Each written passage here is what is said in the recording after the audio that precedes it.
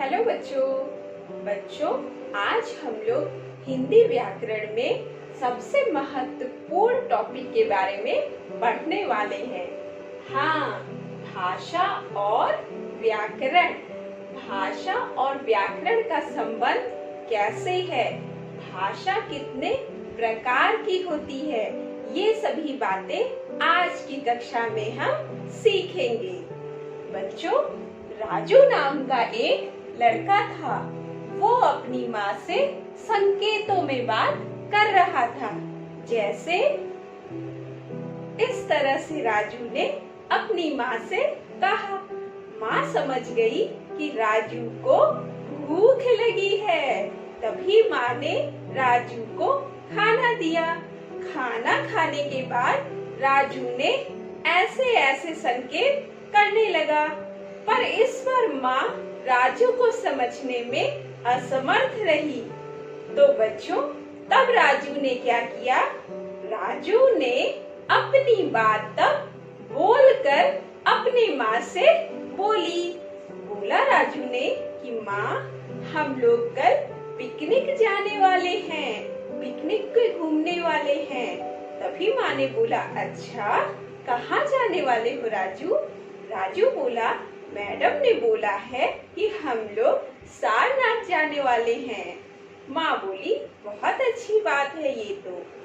फिर उसके बाद राजू ने उस पिकनिक की बात को पत्र में लिखकर अपनी मौसी को भेजा और पूरे पिकनिक की बात का वर्णन उसमें किया। तो कहने का मतलब ये है बच्चों कि राजू या कोई भी व्यक्ति अपने मन की सभी विचारों, सभी भावों को संकेतों के माध्यम से नहीं बता सकते।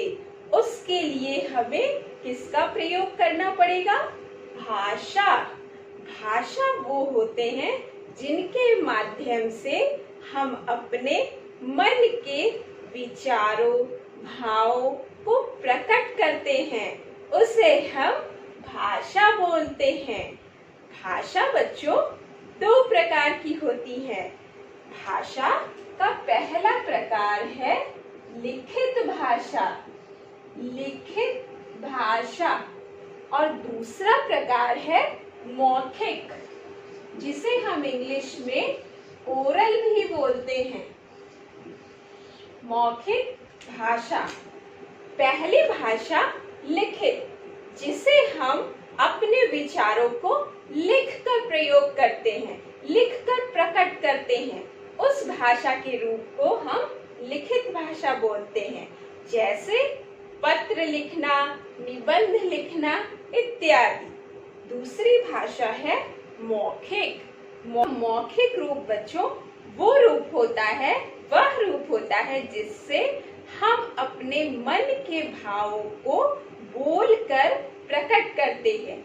जैसे बातचीत करना, कहानी सुनाना, अपने मन के भावों को किसी के सामने बोलकर प्रदर्शित करना, उसे हम भाषा का मौखिक रूप बोलते हैं।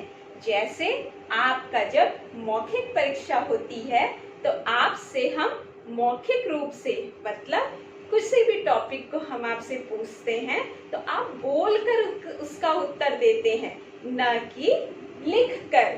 तो ये भाषा का मौखिक रूप हुआ।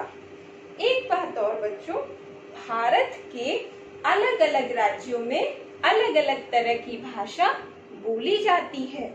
जैसे पंजाब में पंजाबी, हरियाणा में हरियाणवी, और तरह तरह राज्यों में तरह तरह की भाषाएं बोली जाती हैं, जिसे हम विस्तार में अगली कक्षा में देखने वाले हैं। बच्चों, हम अपने मन के भावों को बोलकर या लिखकर प्रकट कर सकते हैं और दूसरे के मन के भावों को पढ़कर या सुनकर समझ सकते हैं।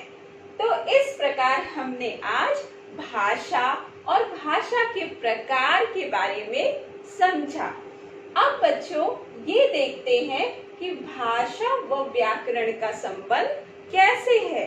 क्यों हम भाषा के साथ व्याकरण का भी छोटा सा हिस्सा आज समझ रहे हैं।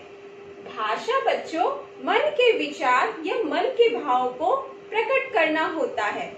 उसी जगह पे व्याकरण भाषा के शुद्ध भाव को प्रकट करना कहते हैं। व्याकरण में बच्चों हम भाषा के शुद्ध रूप, शुद्ध लिखित भाव को प्रकट करते हैं। दूसरे शब्दों में हम ये कह सकते हैं कि व्याकरण के ज्ञान से बच्चों हम किसी भाषा के शुद्ध बोलना, लिखना, समझना के ज्ञान को प्राप्त करते हैं।